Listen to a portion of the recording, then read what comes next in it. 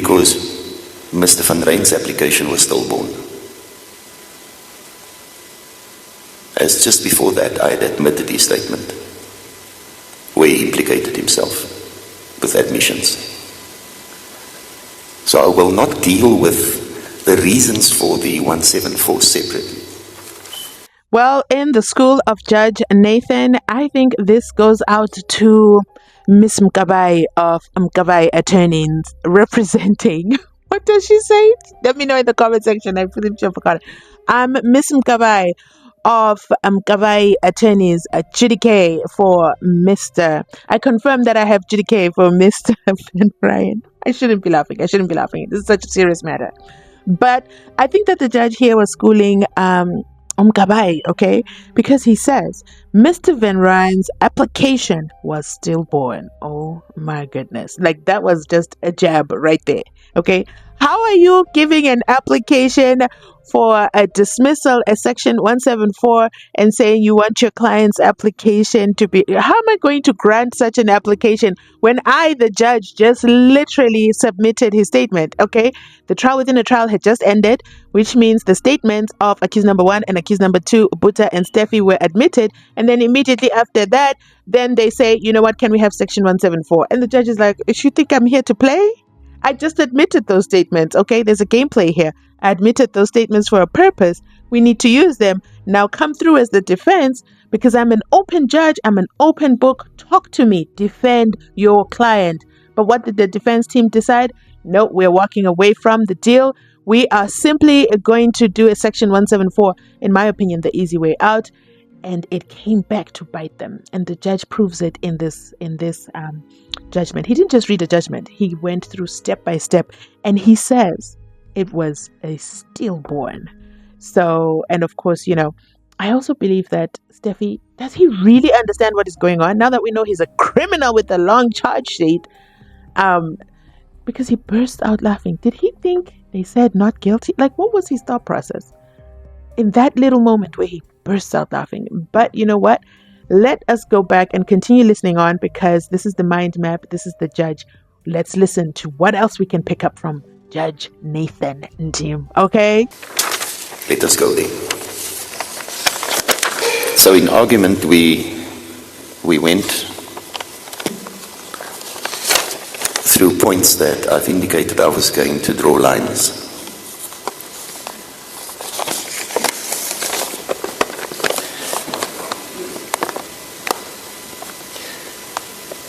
Of February.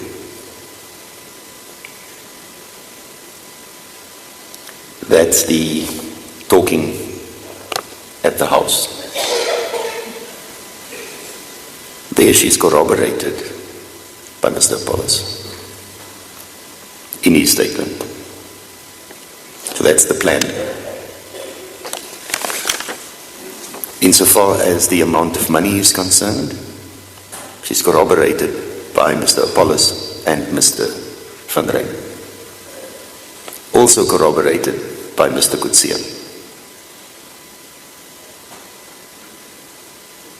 As to the argument that ensued on that day, confirmed by Mr. Apollos to Captain Lombard and Ms. Sosa. Places her right there. Then, on what happened on the 19th and her presence there, both Mr. Apollos and Mr. Van Ryn, the microwave, and so on. Even that they had to go and collect the money later.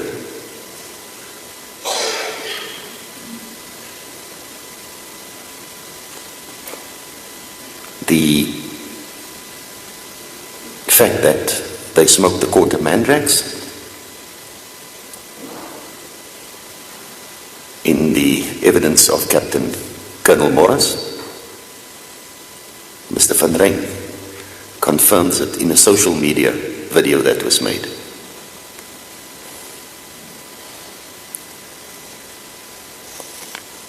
The visit to her house on the night of the 19th, where Ayanda got upset. This is confirmed by Gongota and Kobese, totally separate from her. She made mention of that JOSHLIN was sold.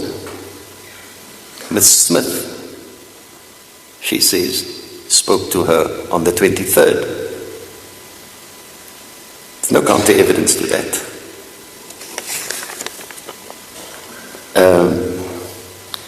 This whole issue of hers talking about the Sangoma, Mr. Van Rijn was the one that came up with that at another stage.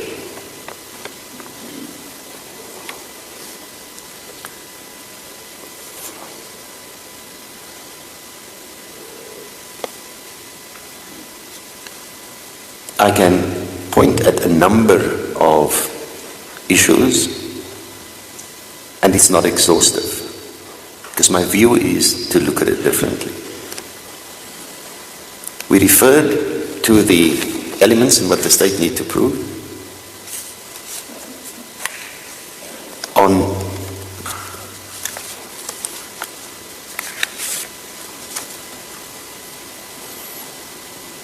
the human trafficking charge, the difference between Ms. Lombard and Mr. Van Rijn and Mr. Polis relate to the means. She confirms they corroborate her on the plan. At least Mr. Apollos corroborate her on the plan. But both Mr. Apollos and Van Rijn speaks about the execution of the plan of disposing of JOSHLIN like a commodity on the 19th. And that was the plan on the 18th, according to her. Oh, the tension when the judge said the plan for them, Apollos and Steffi, to dispose of JOSHLIN like a commodity. You can hear the rage in his voice, that tension. Oh my goodness, you could drop a pin. Oh, they really touched the nerve with that one. They really touched the nerve with that one. And just in case you haven't been following the case up to date, at this point, this is where the judge is specifically referring to these two, Steffi and Apollos Buddha, because whenever they spoke about JOSHLIN or were asked about JOSHLIN, they never mentioned her as a human being. They never called her by name. They never referred to her. JOSHLIN, listen, if one day JOSHLIN needs to come tell her story of what the living conditions were like. Boeta and Steffi never referred to JOSHLIN as if she's a human being. They would always just say the child. The child? Sir, you live with her. What do you mean, the child? This is your girlfriend's child. You are AKA step parenting. AKA she's gone to work so she can provide for you and your needs. What were you doing to that child that you cannot call her JOSHLIN? How many times did JOSHLIN have to suffer under your watch? And you corroborate Renz's story by talking about disposing of JOSHLIN as if she is a commodity. The judge is upset. This is why I came back to watch this again. Of course, when we're watching in the live, we're watching for the verdict. Like, we're anxiously waiting for the verdict.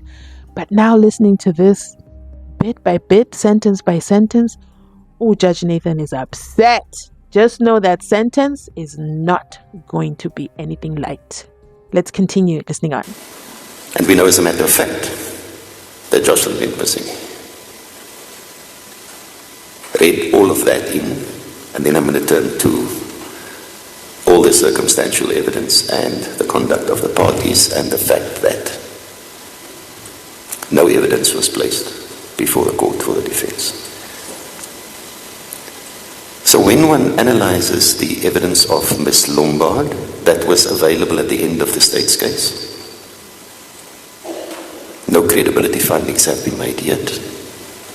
Were evidence of corroboration, because the statements of Mr. Apollos and Mr. Van Ryn were not admissible against Ms. Smith, but they were admissible against themselves. There's evidence on record, and if it corroborates his state's evidence that implicates Ms. Smith, it can only strengthen the state's case on that evidence. And that was the reason why I refused it, because there was evidence before the court on which a reasonable court could convict. Then again, Section 174 for them was stillborn, but they never realized it. And even like in this image that is playing right now, it looks like Kelly is plotting something. What is plotting? I feel like something is going to happen, okay? Something is going to happen. She's plotting something. We're just going to hear about it. It's going to be more breaking news for the famous Kelly, okay? Kelly Smith. But here's the thing. Here is the thing. Those of you, I want to just quickly add this here. Those of you who are watching the Mzansi trial, drop a 1 in the comment section down below.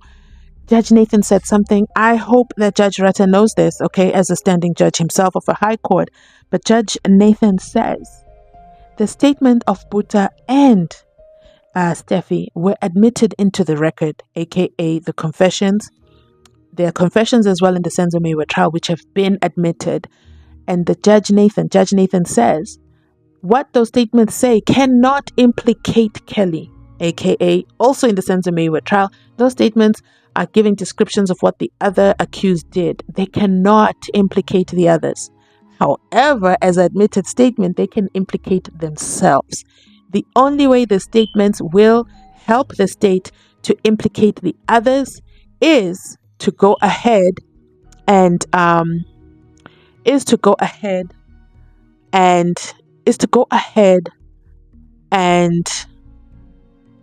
if those statements then corroborate the state's evidence. So I just wanted to drop that in there for the Mzansi trial for those of you who are watching. You see why we watch other court cases, so we can corroborate, okay? Let's continue listening on.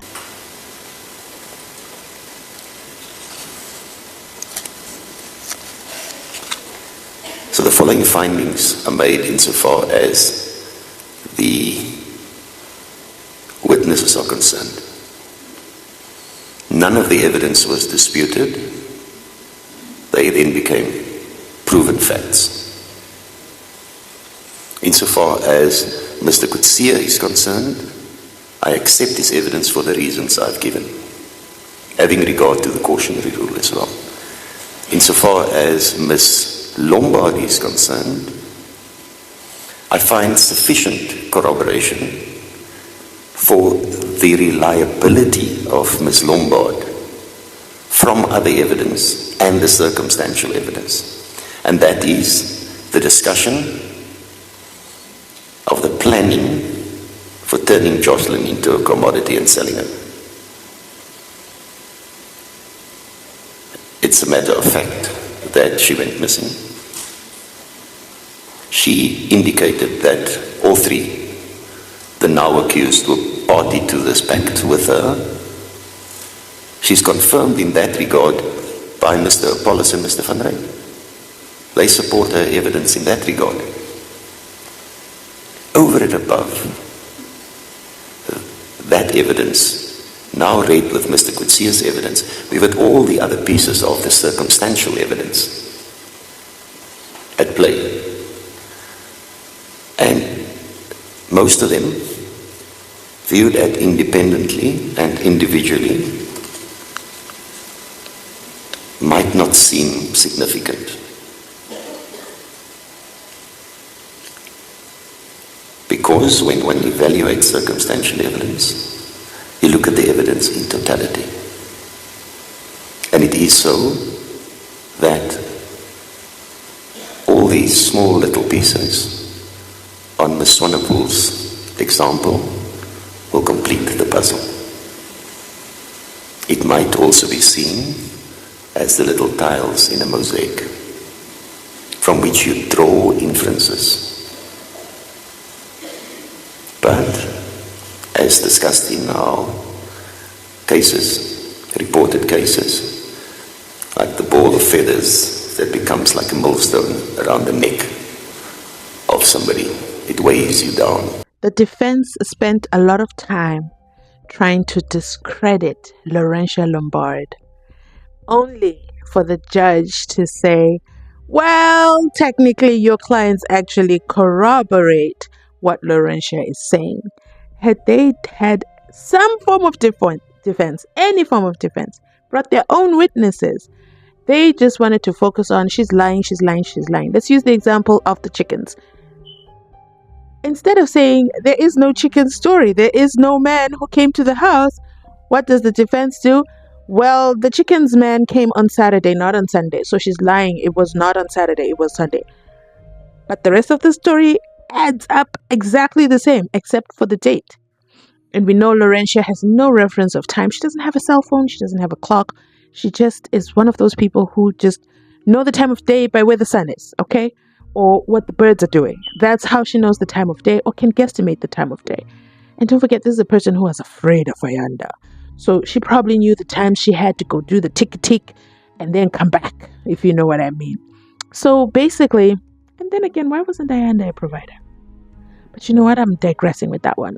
That's a whole separate ballgame. Because why was Rance dependent on Kelly for food? Okay. We'll do that in a separate video. But yeah, so literally the defense's defense was weak. Actually, it was non-existent because all they said, especially in their closing arguments, Renz is a liar, Renz is a liar, Renz is a liar. We heard Mkabayi say, I even asked her if she fears God and knows that there's consequences to lying. How could that be your focus instead of finding witnesses? Any form of witness. For example, did Steffi sell the microwave? Yes. So how is Laurentia a liar when she's talking about a microwave story that your own client corroborates as well? So do you see how they technically convicted themselves?